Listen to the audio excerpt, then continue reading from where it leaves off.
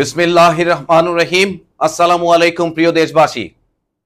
বর্তমানে ছাত্রদের ন্যায্য কোটা আন্দোলনের প্রেক্ষিতে সকল প্রকার দমন, নিপীড়ন, নির্যাতন যখন চরমে পৌঁছেছে, ঠিক তখন দেশের সকল শ্রেণী পেশার মানুষ এর প্রতিবাদে রাস্তায় নেমে এসেছে। বাংলাদেশের সশস্ত্র বাহিনীর অবসরপ্রাপ্ত সদস্যরা দেশে এবং বিদেশে ক্ষুব্ধ হয়ে যাচ্ছে, যার প্রেক্ষিতে একটি বিবৃতি সভার আয়োজন করা হয়েছে, যেখানে কর্নেল মোহাম্মদ আব্দুল হক আপনাদের সামনে তাদের মনের অবস্থাটা ব্যক্ত করবেন। ধন্যবাদ। বিসমিল্লাহির রহমান রহিম।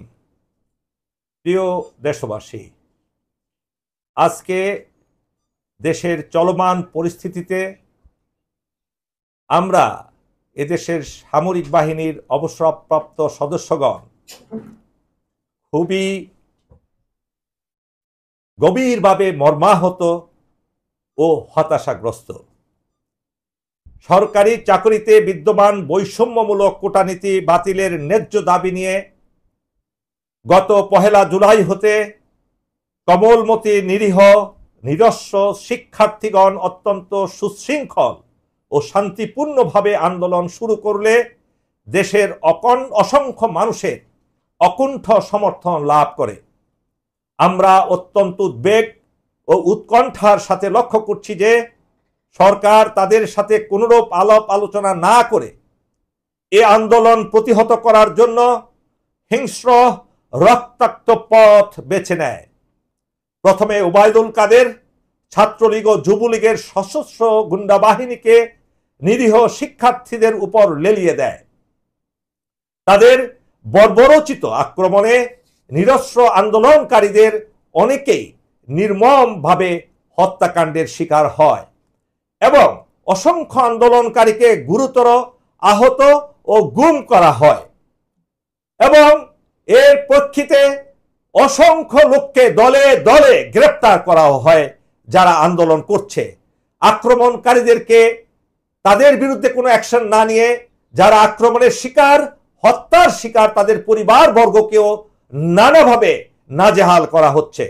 শুধু তাই নয়, এই কবলমতি শিক্ষার্থীদের প্রতিহত করতে বর্বর বাহিনীর সাথে যুক্ত হয়েছে আধুনিক অস্ত্রে সুসজ্জিত বিজিবি, র্যাব, আনসার ও পুলিশের নির্বিচার আক্রমণ। ব্যবহার করা হয় হেলিকপ্টার ও স্নাইপার, যা যুদ্ধক্ষেত্রেও সাধারণত ব্যবহৃত হয় না। এ আক্রমণ এতটাই বর্বর ও নৃশংস ছিল যে হত্যার শিকার প্রতিটি মানুষের শরীর বুলেটে ঝাঁঝরা হয়ে যায়। অন্ধ করা হয়, অন্ধকার চিরদিনে অন্ধত্ব বরণ করতে হয় অসংখ্য মানুষকে পুলিশের গুলিতে।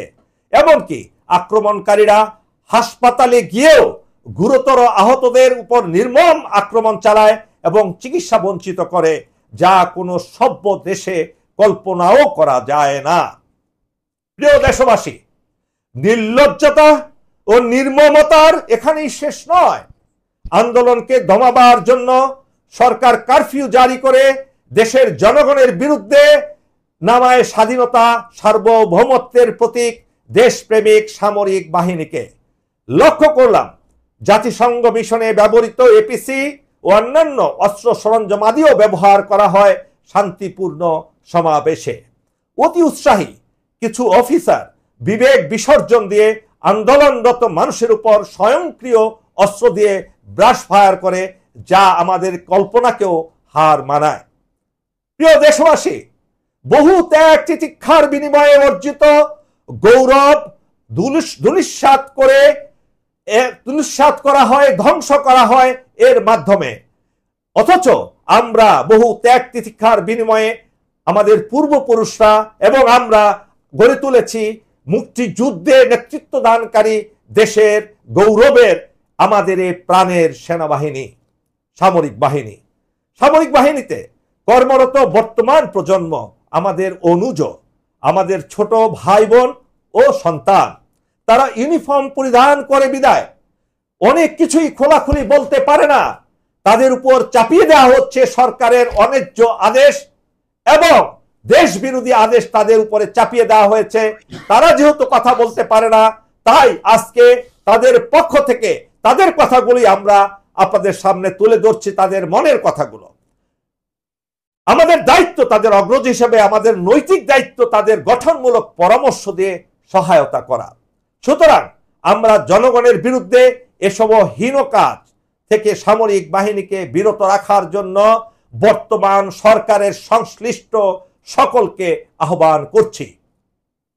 প্রিয় দেশবাসী, এত অল্প সময়ে নিজ দেশের মানুষের শান্তিপূর্ণ আন্দোলনে রাষ্ট্রীয় অর্থে লালিত বাহিনীসমূহের মাধ্যমে বিশাল এ হতাহতের নজির বিগত 100 বছরের ইতিহাসে এদেশে তো বটেই, বিশ্বের কোথাও মিলবে না।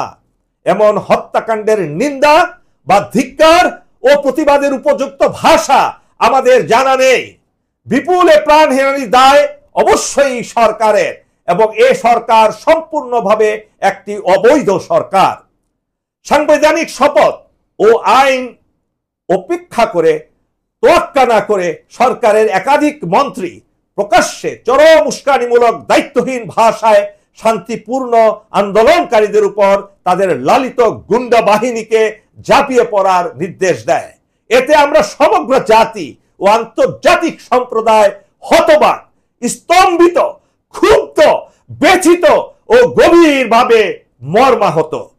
তীব্র নিন্দা জ্ঞাপন করছি সে সকল জনবিরোধী, দেশ বিরোধী নেতৃত্বের বিরুদ্ধে। রাষ্ট্র যখন আক্রমণকারী হয়, জনগণ বিচার চাইবে কার কাছে?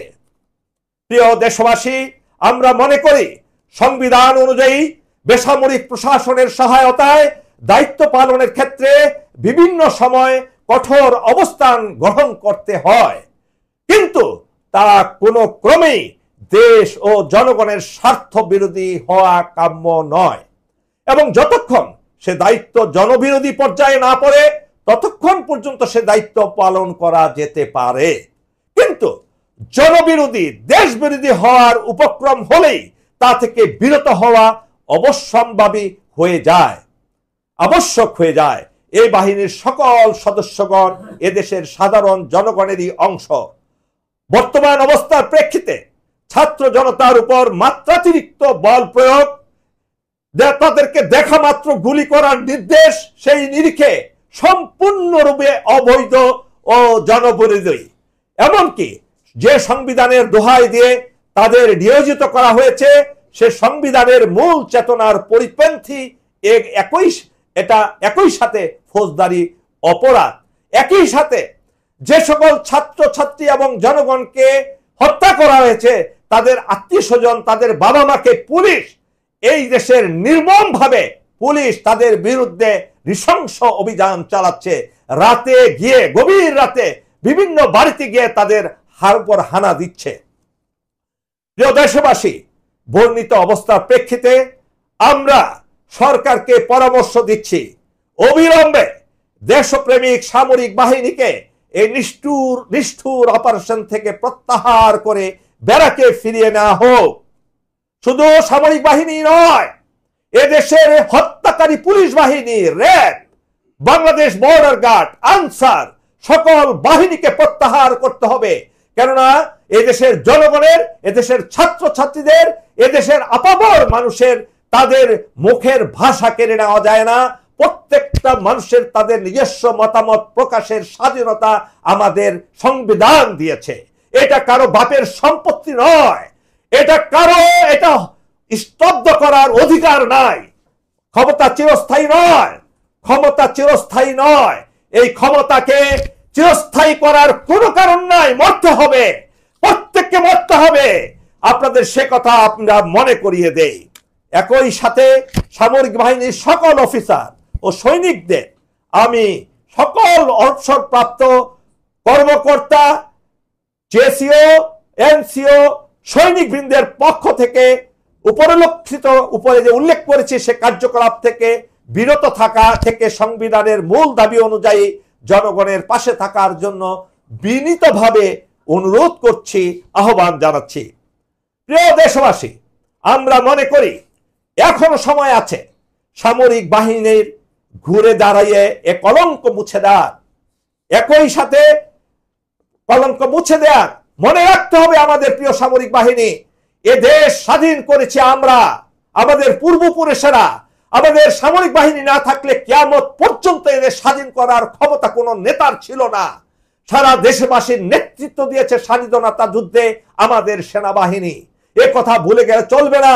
এই সেনাবাহিনী সারা বিশ্ব জুড়ে আমাদের সামরিক বাহিনীকে পরিচিত করিয়েছে এবং সুনাম অর্জন করেছে দেশের জন্য। এটা আমাদের ভুলে গেলে চলবে না, সেটা অনেক বড় অর্জন। এই অর্জনকে আমরা ধূলিসাৎ করতে পারি না। একই সাথে আমি সরকারকে অনুরোধ করব, গণহত্যার সাথে জড়িত পুলিশ, বিজেপি, র্যাব ও গুন্ডা বাহিনীর সকল সদস্যদেরকে অনতি বিলম্বে গ্রেফতার করে দ্রুত বিচারের আওতায় আনতে হবেই হবে। যদি আপনারা না পারেন, এ দায়িত্ব জাতিসংঘে অর্পণ করেন, কেননা জাতিসংঘ এর চেয়ে ছোটখাটো ঘটনা নিয়েও তারা অনেক বড় বড় কাজ দেখিয়েছে। সুতরাং সরকার অবশ্যই দেশের সকল জনগণের 99% জনগণের এ দাবি মেনে নিতে বাধ্য। একই সাথে একটি প্রতিবেশী দেশের নির্মম নির্লজ্জ উপদেশ থেকে বিরত থাকার জন্য আমরা অনুরোধ করছি। না হলে এর একটি এমন প্রতিক্রিয়া হবে, প্রিয় প্রতিবেশী দেশ, এই প্রতিবেশী দেশের উগ্র একটি রাজনৈতিক দল যারা দেশ চালাচ্ছে, আপনাদের অস্তিত্ব কেন, আপনাদের দেশের বিরুদ্ধে এই দেশবাসী চলে যাবে, তখন আপনাদের অন্য কোনো উপায় থাকবে না। প্রিয় দেশবাসী, পরিশেষে আমি বলতে চাই, আমরা বিশ্বাস করি জনগণ এখনো সামরিক বাহিনীকে তাদের আশা ভরসা স্থল হিসেবে বিবেচনা করে। সামরিক বাহিনী সদাচরণশীল হলে, মানুষের সাথে সৎ ব্যবহার করলে, মানুষের মতো ভালো ব্যবহার করলে জনগণের সে আস্থা ফিরে অবশ্যই আমরা পাবো। আমরা সেই সামরিক বাহিনী পেতে চাই এবং পূর্বে আমাদের যে বিশাল অর্জন, সে অর্জন কোনোভাবেই আমরা হারাতে চাই না। তবে তা হতে হবে পরিস্থিতি খারাপ হওয়ার আরো আগেই। সে নিশ্চয়তা আমরা আমাদের অভিজ্ঞতার আলোকে দিতে পারি। আমরা মনে করি দেশের মালিক জনগণ, কোনো ব্যক্তি নয়। দেশের মালিক জনগণ। আবারও বলছি, দেশের মালিক এদেশের জনগণ। এটা গণপ্রজাতন্ত্রী বাংলাদেশ, এটা বাংলাদেশের মানুষের দেশ, কারো বাপের দেশ নয়, কারো পৈতৃক সম্পত্তি নয়। কোন দেশের সাহায্যে আমরা স্বাধীনতা অর্জন করিনি। 30 লক্ষ শহীদের বিনিময়ে দেশের স্বাধীনতা অর্জিত হয়েছে। অসংখ্য মা বোনের ইজ্জত লুণ্ঠন করা হয়েছে। লক্ষ লোকের এই দেশের মানুষকে বিসর্জন দিয়ে আমরা স্বাধীনতা অর্জন করেছি, কারো দয়ায় পাইনি। উপর আল্লাহ, মহান আল্লাহ পাকের সাহায্যে, আল্লাহ পাকের ইচ্ছায় আমরা স্বাধীনতা অর্জন করেছি। কোন দেশ যদি দাবি করে তারা আমাদের স্বাধীন করে দিয়েছে, সেই কাপুরুষদের বলতে চাচ্ছি, তাহলে আপনারা স্বাধীনতার যুদ্ধের শেষ প্রান্তে সেই দেশে দখল করতে আসতেন না। আপনাদের বিশাল সংখ্যক সেনাবাহিনী নিয়ে এসেছিলেন এই দেশকে দখল করার উদ্দেশ্যে, স্বাধীন করার উদ্দেশ্যে নয়। তাই আমি সারা দেশবাসীকে আহ্বান করব, আমার প্রিয় সেনাবাহিনী, সামরিক বাহিনীকে আহ্বান করব, চলুন আমাদের নিজেদের দেশকে রক্ষা করার দায়িত্ব আমাদের। আমরা যাতে আমাদের স্বাধীনতা, সার্বভৌমত্ব বিলীন না করে এটাকে রক্ষা করতে পারি এবং হত্যাকাণ্ডের, নির্বিচারে হত্যাকাণ্ডের সঠিক বিচার পেতে পারি, সে কাজ করে যায়। আল্লাহ আমাদের সহায় হন। মহান আল্লাহ তাআলার কাছে সর্বশেষ আমরা সাহায্য প্রার্থনা করে আমাদের ব্রিফিং শেষ করছি। আল্লাহ হাফেজ। বাংলাদেশ জিন্দাবাদ।